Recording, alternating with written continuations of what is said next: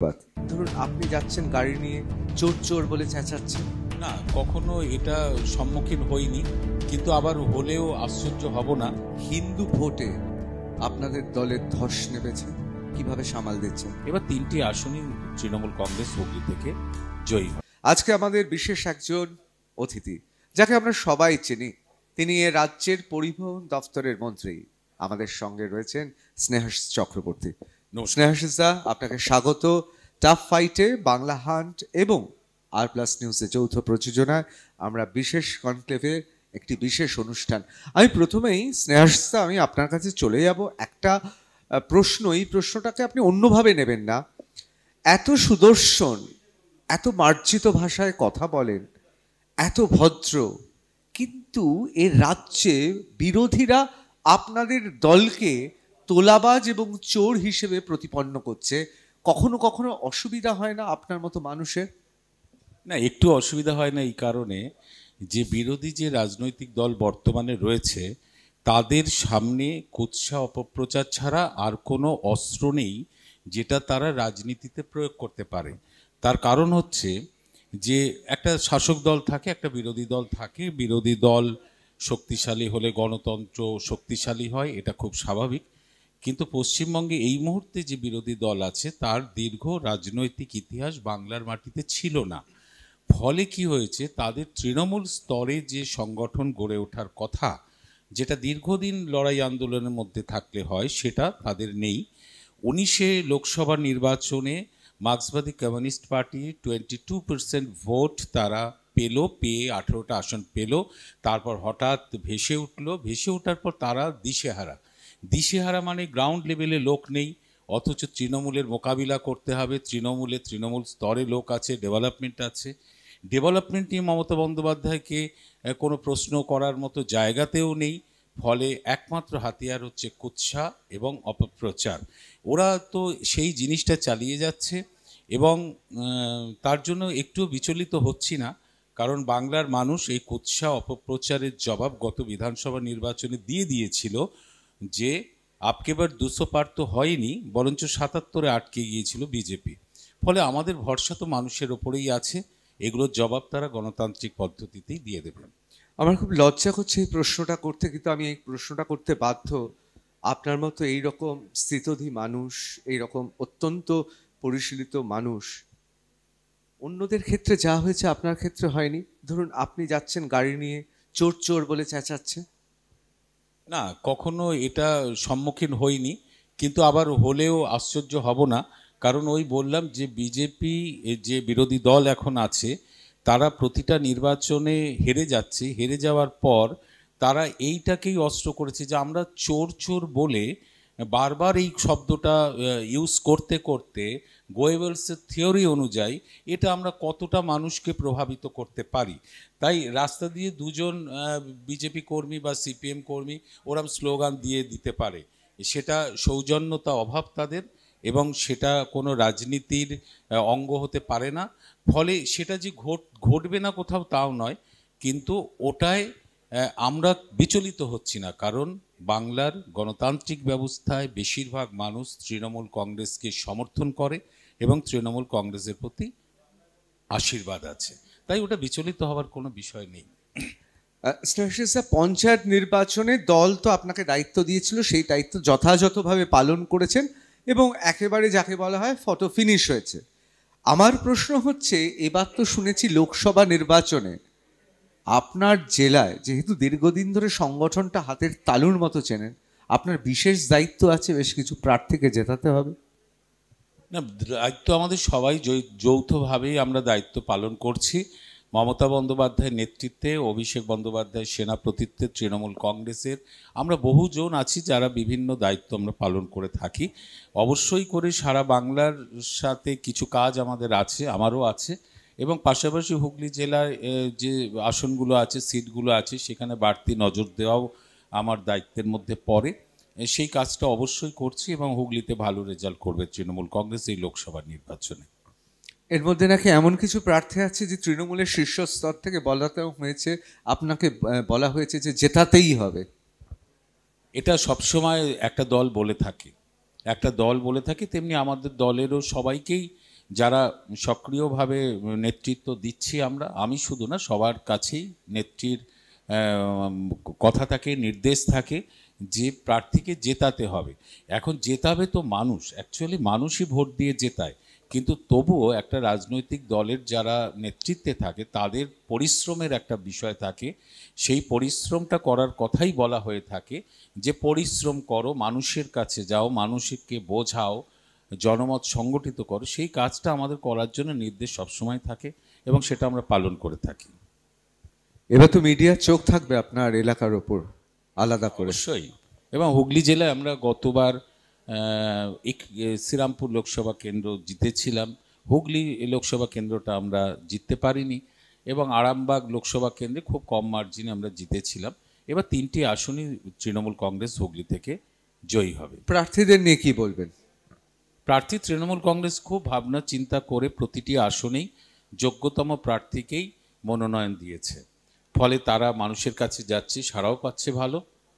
এবং পাশাপাশি বিরোধীরা অনেকটাই ছন্নছাড়া আছে, দিশাহীন অবস্থার মধ্যে আছে।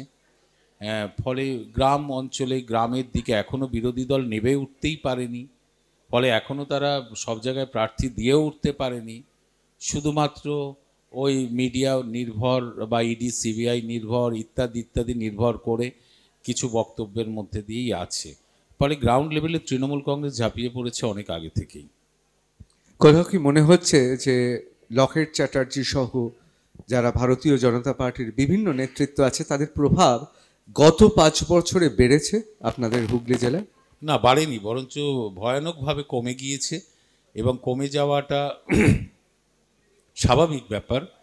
তার কারণ হচ্ছে লকেট চট্টোপাধ্যায় সহ যে 18 জন এমপি জিতেছিল বাংলা থেকে, এবং 3 জন কেন্দ্রীয় মন্ত্রী ছিল, এবং কেন্দ্রে তাদের নিজস্ব সরকার ছিল।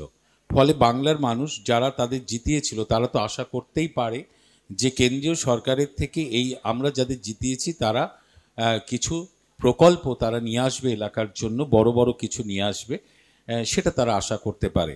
আমরা দেখেছি যে বিজেপির যারা সাংসদ তারা তো কেন্দ্রীয় প্রকল্প কোনো কিছু আনতে পারেনি বা আনেনি, বরঞ্চ দল বেঁধে যৌথভাবে বিরোধী দলনেতার নেতৃত্বে তারা দিল্লিতে গিয়ে বাংলাকে কিভাবে বঞ্চনা করা যাবে, কিভাবে 100 দিনের কাজ বন্ধ করে দেওয়া যাবে, কিভাবে আবাস যোজনার টাকা আটকে দেওয়া যাবে, এই ষড়যন্ত্রে লিপ্ত ছিল। মানুষের কাছে পরিষ্কার হয়ে গেছে এরা অ্যাকচুয়ালি বাংলাকে ভালোবাসে না, বাংলার বিরোধী মানসিকতা নিয়েই এরা চলে। তাই মানুষ এ নির্বাচনে সেই এমপিদের জেতাবে কেন, যে 5 বছর যাদের থেকে কোনো সার্ভিস পেল না নিজস্ব কেন্দ্রীয় সরকার থাকা সত্ত্বেও, তাহলে আগামী 5 বছরের জন্য এদের কেন ভোট দেবে মানুষ? মানুষ তো সেটাই ভাবছে এখন। ওর থেকে তো মমতা বন্দ্যোপাধ্যায় সে রাজ্য সরকারের সীমিত ক্ষমতার মধ্যে দিয়ে যেভাবে মানুষের কাছে ডেভেলপমেন্ট পৌঁছে দিয়েছেন বিভিন্ন প্রকল্পের মাধ্যমে, মানুষ তার উপরে আস্থা রাখবে। মানুষ কেন ভোট দেয় একটা রাজনৈতিক দলকে? উন্নয়নের জন্য। সেই উন্নয়ন যে দল দেবে তার পক্ষেই মানুষ থাকবে, এই নির্বাচনে তার প্রতিফলন ঘটবে। রচনা ব্যানার্জি প্রসঙ্গে একটু আসবই আমি, তার কারণ মুনমুন সেন, নুসরত এবং মিমি এই রকম সব প্রার্থীর পর এখন সেলিব্রিটি প্রার্থী হলেই যারা সাংগঠনিক নেতৃত্ব বা সংগঠন থেকে উঠে এসেছেন, আপনাদের মতো যারা সিরিয়াস পলিটিশিয়ান, তারা ভয় পেয়ে যান। কোথাও একটু মন খারাপ রয়েছে? না, ভয় পাওয়ার তো কোনো কারণ নেই। তার কারণ আবার ঘাড়ে এসে আরেকজন পড়লো, যেমন ধরুন মুনমুন সেনের ক্ষেত্রে হয়েছিল ওখানকার জেলা নেতৃত্বের, অথবা নুসরতের ক্ষেত্রে বসিরহাটে, বা মিমির জন্য কম তো জেলা নেতৃত্ব দক্ষিণ 24 পরগনার মাথা ব্যথার কারণ হয়ে ওঠেনি? এবার মনে হচ্ছে না যে দেখুন, আমি তো এভাবে বিষয়টাকে দেখি না। তার কারণ হচ্ছে এই যে যারা জনপ্রতিনিধি হয় তাদের মনে হচ্ছে না ঘাড়ে এসে পড়লো? না না না, একটু না। জনপ্রতিনিধি যারা হয় তাদের একটা কাজ, আর সংগঠনেও একটা কাজ থাকে যারা সংগঠন করে। এবং এই জনপ্রতিনিধির ক্ষেত্রে তৈরি করার ক্ষেত্রে মমতা বন্দ্যোপাধ্যায় কেন, বিভিন্ন রাজনৈতিক দলই রাজনীতির বাইরে অন্য পেশার সাথে যুক্ত বা অন্য পেশায় তারা সাফল্য পেয়েছে, এরকম অনেক লোককে নিয়ে এসেই তারা জনপ্রতিনিধি করেছে। আমাদের তৃণমূল কংগ্রেসও করেছে, এবং যারা এসেছিলেন তার মধ্যে কেউ কেউ সফল হয়েছে, আবার কেউ সফল হয়নি। যারা সফল হয়নি তারা আবার সরে গিয়েছে, আবার অনেকে কিন্তু সফলতার সঙ্গে কাজ করেছে। আমি আলাদা করে নাম এখানে বলছি না, আপনারা সকলেই জানেন। সারা বাংলা জানে একমাত্র দেব অধিকারী পারে ওই ফ্যাশন প্যারেডের মতো 42 জনের যে র্যাম্প তৈরি হয়েছিল সেখানে না হেঁটে একমাত্র দেব অধিকারী পারে, যে যেখানে কাউকে দরকার নেই, ওই র্যাম্পে হাঁটার দরকার নেই। দেব ছাড়া কি আর এরকম সফল, মানে সত্যি কথা বলতে গেলে তৃণমূলে তো এরকম প্রার্থী নেই যেখানে মমতা বন্দ্যোপাধ্যায়, অভিষেক বন্দ্যোপাধ্যায় তাদের ছাড়া র্যাম্পে না হেঁটে একা লড়তে পারে। উনি ব্যতিক্রমী। না না, ওদের থেকে দেব বা এদের তো একটা আলাদা জনপ্রিয়তা আছে, এটা নিয়ে তো কোনো সন্দেহ নেই। আমি রচনার ক্ষেত্রেও দেখছিলাম যে যেখানে যাচ্ছে বিপুল সংখ্যক মহিলারা, মানুষরা ভিড় করছে, মানে গিজ গিজ করছে মানুষ, একটা আলাদা তাদের প্রতি একটা ভালোবাসা বা আগ্রহ থাকবেই। আমি আমি অন্য কথা বলছিলাম যে অন্য পেশা থেকে এসে রাজনীতিতে সাস্টেন করছে কিনা, রাজনীতির যে ক্রিয়াকর্মগুলো আছে সেগুলো কতটা পালন করতে পারছে, সেই হিসেবে অনেকে সফল হন, অনেকে সফল হন না। কিন্তু অন্য পেশার মানুষকে আনবো না, এটা কিন্তু উচিত নয়। অবশ্যই অবশ্যই, সবার গণতান্ত্রিক দেশে সবার অধিকার আছে। আমি স্নেহাশিস দা, একদম সরাসরি এই প্রশ্ন আমি করছি। ধরুন রচনা ব্যানার্জি বা মুনমুন সেন বা মিমি চক্রবর্তী বা নুসরত, এই ধরনের প্রার্থীরা দলের এমপি হলে সুবিধাও আছে, বিশেষ করে আপনাদের মতো কোট আনকোট সিজন পলিটিশিয়ানদের, যে এরা এসে আবার কিছু করবেন না, আপনারা মানে এদেরকে পুতুলের মতো রেখে চালাতে পারবেন। এটাও তো আবার ঠিক না, মানে অ্যাডভান্টেজও আছে। না, আমি বুঝলাম না যে আমি একটা দল সংগঠন আমরা করছি বলেই সবাই ধরে নেবে যে আমি সমস্ত রকম জনপ্রতিনিধিত্ব যেখানে যেখানে ভোটে দাঁড়ানোর সব আমরাই দাঁড়াবো, কারণ আমরা সংগঠন করেছি, আমরা লড়াই করেছি, ওর লক্ষ্যটা হচ্ছে সেখানেই। এরম সবাই ভাবে না, কারণ সংগঠনেও প্রচুর কাজ, প্রচুর কাজ। বরঞ্চ জনপ্রতিনিধিদের কাছ থেকে সংগঠনের কাজটা অনেকটা শক্ত হয় এবং সেই কাজে অনেকে ভালোবেসেই করে। এগুলো দু একজন মানুষের এরকম ভাবনা থাকে যে এই এলো আমি আবার বাদ হয়ে যাব, ওই দু একজন দিয়ে সার্বিক বিষয়টা বিবেচনা করা যায় না। কিন্তু স্নেহাশিস দা, আপনার মতো এই সহনশীলতা, এই বিনয়, এগুলো তো সবার নেই। আমরা তো জানি আপনি অসাধারণ, বিশেষ করে আপনার বক্তব্য আমি শুনেছি, আপনার তখন বয়স আরও কম, এখন বয়স বেড়েছে বলছি না, তরুণ অবস্থায় সিঙ্গুরে আপনি বক্তৃতা দিচ্ছেন, আমরা দেখছি কলকাতা থেকে গিয়ে এক অপূর্ব সৌম্যকান্তি দর্শন, এক যুবক, তিনি রোদের মধ্যে অগ্রাহ্য করে তিনি বলছেন, বক্তৃতা দিচ্ছেন এত সুন্দর সুললিত কণ্ঠে। কিন্তু পরবর্তীকালে কি দেখলাম, 2011-র পর বেচারামদা তিনি হয়ে গেলেন মন্ত্রী, আপনাকে এতদিন অপেক্ষা করতে হতো। মানে আমি বলতে চাইছি, আপনার মতো তো ধরুন এই রকম সব কিছু ক্ষমা সুন্দর দৃষ্টিতে দেখা সবার পক্ষে সম্ভব নয়।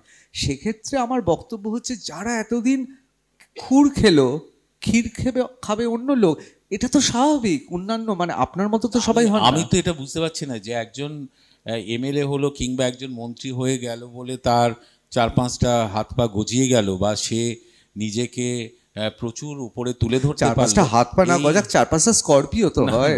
এইগুলোর কোনো প্রয়োজনীয়তা আছে বলে আমি মনে করি না। এটাও একটা দায়িত্ব, সংগঠনও একটা দায়িত্ব।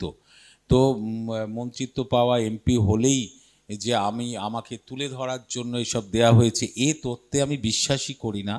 কারণ সবটাই দায়িত্ব।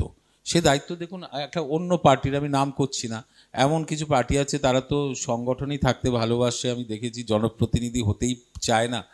আগে তো সিপিএম পার্টির আমি নাম বলছি, তারা দেখতাম যে তাদের সংগঠনের গুরুত্বটা প্রচণ্ড বেশি ছিল জনপ্রতিনিধিদের থেকে। এরম ভাবনাও তো আছে। তো তেমনি আমাদের দলেও আছে, সংগঠন করব এরকমও আছে। কারণ এটা তো আমি দিয়ে তো সব নয়, আমি সেই আলোচনা করেই বা কী হবে যে আমি এখান থেকে ওটা পেলে খুব ভালো হতো, এই রকম ভাবনা আমি ব্যক্তিগতভাবে কখনো ভাবিনি, বা আমার দলেও অধিকাংশ মানুষ সেটা ভাবে না। নেত্রী যাকে যেখানে যে দায়িত্ব দেয় সেটা পালন করারই চেষ্টা করে। অনেকে বলছেন, বিশেষ করে বামপন্থী বা কংগ্রেসরা বলেন যে যতদিন দিল্লিতে মোদি ততদিন বাংলায় দিদি। বিশ্বাস করেন?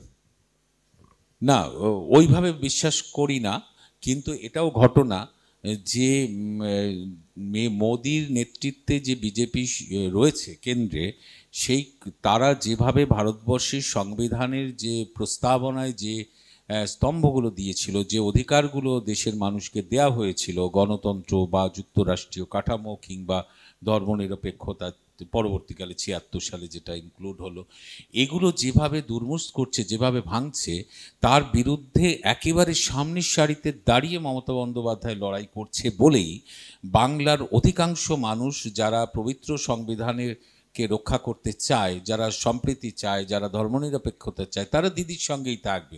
এটা স্বাভাবিক, কারণ ওখানে দুশ্মন আছে, ওখানে শত্রু আছে, ওখানে মহিষাসুর রয়েছে। ফলে বাংলায় কিন্তু দুর্গারই প্রয়োজন হবে এবং সেই লড়াইয়ে মমতা দিকেই দরকার হবে। ফলে এখানে আমি এভাবেই দেখি যে ওদের বিনাশ যতদিন না হচ্ছে ততদিন মমতা বন্দ্যোপাধ্যায়ের প্রয়োজন কিন্তু ফুরোবে না। অনেকে বলছেন আপনার জেলায় সংখ্যাগরিষ্ঠ অর্থাৎ হিন্দু ভোটে আপনাদের দলের ধস নেমেছে, কিভাবে সামাল দিচ্ছেন? একদমই ঠিক নয়। তার কারণ হচ্ছে এটা 19 সালে 19-এর যে নির্বাচন, হঠাৎ করে বিষয়টা ঘটে গিয়েছিল, যে আমরা সেদিন বুঝতেও পারিনি যে সিপিএম কংগ্রেসের 1,57,00,000 ভোট সরাসরি বিজেপির সাথে যুক্ত হয়ে যাবে, তাদের 12%-এর সাথে যুক্ত হয়ে গিয়ে বেশ কিছু আসনে আমরা হেরে যাব, এটা আমরা বুঝতে পারিনি। যদিও 19-এর লোকসভা নির্বাচনে তৃণমূল কংগ্রেসের 2 লক্ষ ভোট বেড়েছিল 16 সাল থেকে। 16 সালে 2,45,00,000 ভোট ছিল, এটা 19 হয়ে গেল 2,47,00,000। অর্থাৎ তৃণমূল কংগ্রেসে যে খুব বড় ধস নেমেছিল তা নয়, কিছু ক্ষেত্রে, কিছু জায়গায়, কিছু পকেটে আমরা ভোট হারিয়েছিলাম।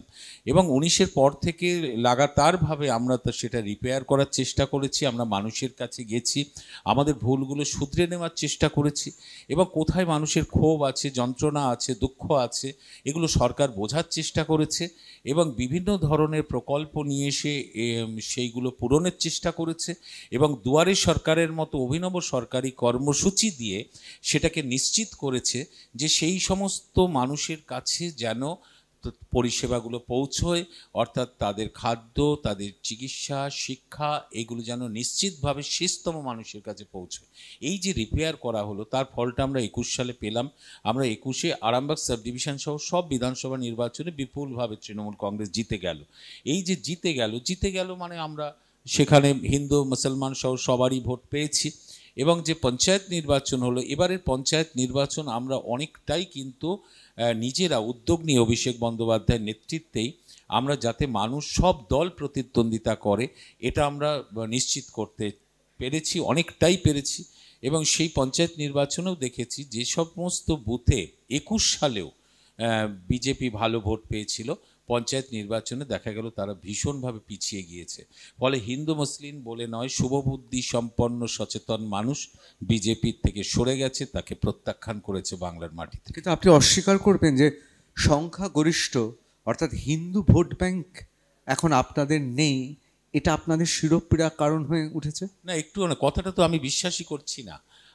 আমার বক্তব্য হচ্ছে 21 সালে বিধানসভার নির্বাচনে, যে নির্বাচনে নাকি তৃণমূল কংগ্রেস থাকছে না এবং 200-র ওপরে আসন নিয়ে বিজেপি পাওয়ারে আসছে, এরকম একটা পারসেপশন তৈরি করেছিল বিজেপি, বিভিন্ন মিডিয়ার মাধ্যমে করেছিল এবং 17 বার প্রধানমন্ত্রী মিটিং করেছিলেন এবং স্বরাষ্ট্রমন্ত্রী সহ বিজেপির যত শক্তি ভারতবর্ষে সেটা প্রয়োগ হয়েছিল বাংলায়, যত কৌশল প্রয়োগ হয়েছিল, ধর্মীয় মেরুকরণ হয়েছিল, কুৎসা হয়েছিল, অপপ্রচার হয়েছিল, তৃণমূল ছেড়ে অনেকে চলে গিয়েছিলেন ভয়ে, অনেকে পাঁচিলের উপরে উঠে বসেছিল, যে জিতবে সেদিকে ঝাঁপ মারবো।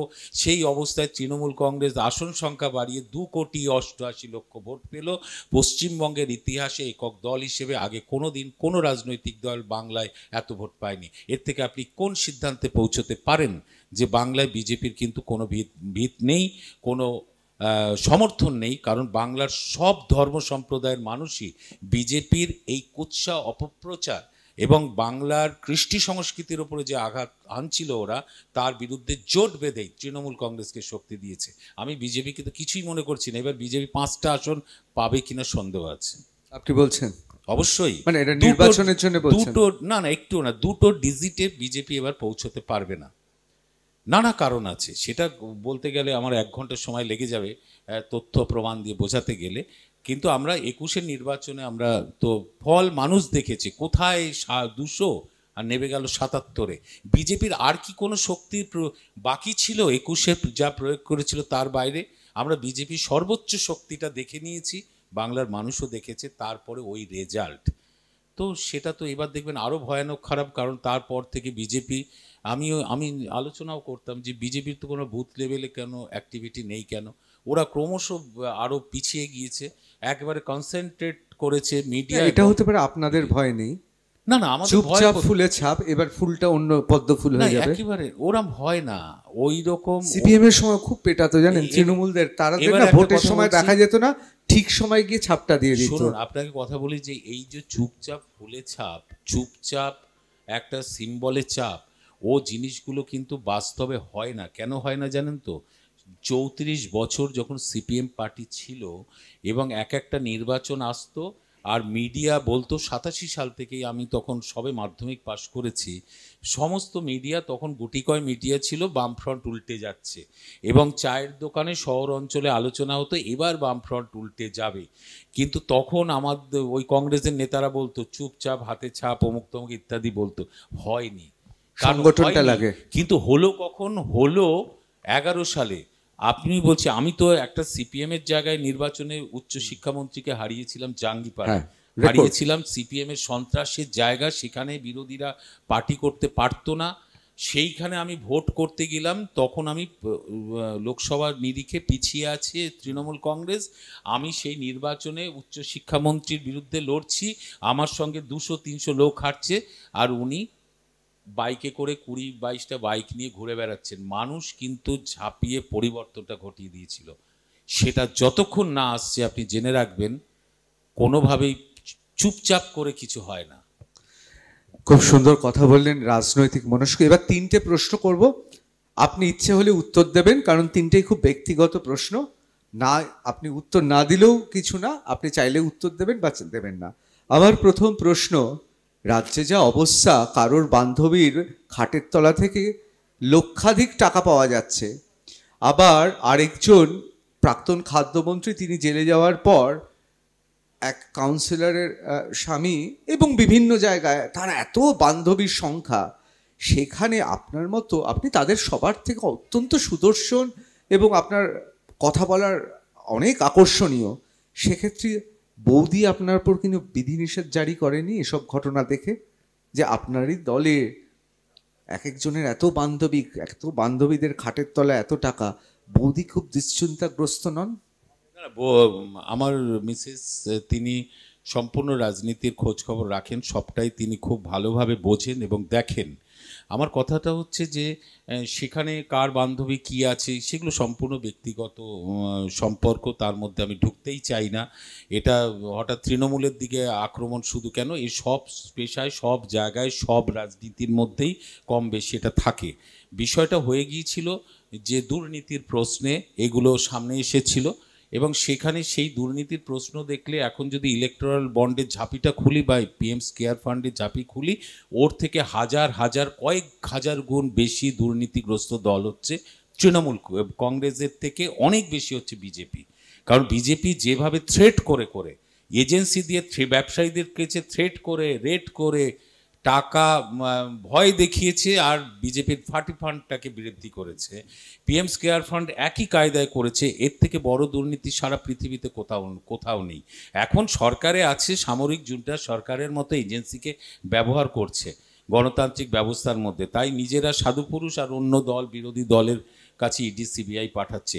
উদ্দেশ্য হচ্ছে একটা চক্র তৈরি করেছে বিজেপি, যে আমি ভয় দেখাবো, আমি ইডি সিবিআই দিয়ে ভয় দেখাবো, ওরা গিয়ে আমার পার্টি ফান্ডে টাকা জমা করে ফেলবে। একবার নোটবন্দি থেকে এই গল্প চলছে, এমনকি আমি 14 সাল থেকে কিন্তু বিজেপির এই কায়দা চলছে, যে আমি বিদেশ থেকে কালো টাকা নিয়ে আসবো, নিয়ে এসে একদম ভাগ করে দেব, 15 লাখ টাকা করে পার অ্যাকাউন্টে চলে যাবে। বিদেশ থেকে 1 টাকাও আনতে পারেননি, ভারতবর্ষের মানুষ 1 টাকাও কালো টাকার ভাগ পায়নি, কিন্তু বিজেপির পার্টি ফান্ডটা কিন্তু বৃদ্ধি পেয়ে গেছে, বিদেশে কালো টাকা আরও 10% বৃদ্ধি পেয়েছে। নোটবন্দির সময়ও একদম 4 লক্ষ কোটি টাকার ওপরে কালো টাকা নাকি আছে, সেটা সবাই পুকুরে ফেলে দেবে, আগুন দিয়ে জ্বালিয়ে দেবে, আর ওই 4 লক্ষ কোটি টাকা যেটা ছাপানো হয়েছিল ওটা সরকারের লাভ হবে। দেখা গেল 98% উপর টাকা জমা পড়ে গেল। বিজেপির যত কার্যকর্তা আছে সারা ভারতবর্ষ জুড়ে তারা ব্যাংকগুলোকে ম্যানেজ করে সেই টাকা, কালো টাকাগুলো ব্যাংকে জমা করে দিল, এবং জমা করে দিয়ে কোনো টাকা ধরা পড়লো না, দেশের মানুষের কোনো উপকার হলো না। পরবর্তীকালে যারা টাকা জমা করলো তারা সাদা হয়ে গেল। ইডি সিবিআই তাদের কিছু করেছিল কিনা দেশের মানুষ কিন্তু জানতে পারলো না। যাই হোক, আমি নিশ্চিন্ত হলাম যে আমাদের শ্রদ্ধা বৌদি, তাকে ইডি সিবিআই হতে হয় না আপনার পেছনে, তিনি নিশ্চিন্তে আছেন। মানে আপনাকে ভিডিও কল করে দেখাতে হয় না, এই দেখো আমি সমাবেশে আছি। এরপর যে প্রশ্ন দুটি পরিবহন মন্ত্রীদের জন্য এই প্রশ্ন আমার। সম্ভবত আপনি আমার জীবনে, সাংবাদিক জীবনের ষষ্ঠ পরিবহন মন্ত্রী যার আমি ইন্টারভিউ নিচ্ছি। বাম আমলের 3 জন, তারপর 3 জন। পরিবহন মন্ত্রী হলেই নাকি ঘুম কমে যায়, আপনার ঘুম ঠিক হচ্ছে? না না, পরিবহন মন্ত্রীর জন্য নেই, এমনি আমার ঘুম কম, খুব কমই ঘুমোই, কারণ অনেক রাতে জেগে থাকতে হয়, জাগতে হয়, কিন্তু আবার সকালবেলা আমি ঘুম থেকে উঠেই পড়ি, ফলে 4-5 ঘন্টার বেশি কখনোই ঘুম হয় না। এটা শরীরের পক্ষে ভালো না, এটা জানি, কিন্তু এই মুহূর্তে কিছু করার নেই, কারণ দিনের বেলা ঘুমানোর কোনো স্কোপ নেই। এটা পরিবহন মন্ত্রীর জন্য না, কোনো সমস্যাই, কোনো বোঝাই আমাকে মানসিক চাপ তৈরি করতে আজও পারে না, এটা মানসিক গঠনটাই আমার। ফলে পরিবহন দপ্তরে নানা ছোট ছোট সমস্যা আছে, সেগুলো আস্তে আস্তে সবটাই প্রায় সারিয়ে ফেলার জায়গায় আমি পৌঁছেছি বা সারিয়ে ফেলেছি। অনেক রোগ থেকে মুক্ত হয়ে গেছে, পরিবহনের রেভিনিউ বেড়ে গেছে অস্বাভাবিকভাবে। যেটা আমি 1.5 বছর আগে মাত্র 2,500 কোটি টাকা ছিল, এখন সেটা এই আজকে দিন শেষ হচ্ছে 4,000 কোটি টাকা অতিক্রম করে গেল। 1,500 কোটি টাকা রেভিনিউ বেড়ে গেল এই 1.5 বছরের মধ্যে। এবং এরপরে একটা বিল পাস হয়েছে বিধানসভায়, ওটা পাস করে দিলে আমি 45 বছরের ট্যাক্স কালেকশনের কিছু পরিবর্তন করেছি, ওটা করলে সামনের বছর আবার 5,000 কোটি টাকা অতিক্রম করবে। ফলে পরিবহন দপ্তর সেরে উঠছে, এবং সবটাই মমতা বন্দ্যোপাধ্যায় আমাদের মাননীয় মুখ্যমন্ত্রীর অনুমোদন ক্রমে হচ্ছে, নির্দেশ অনুযায়ী হচ্ছে। আমরা চেষ্টা করছি মানুষকে সার্ভিস দেওয়ার।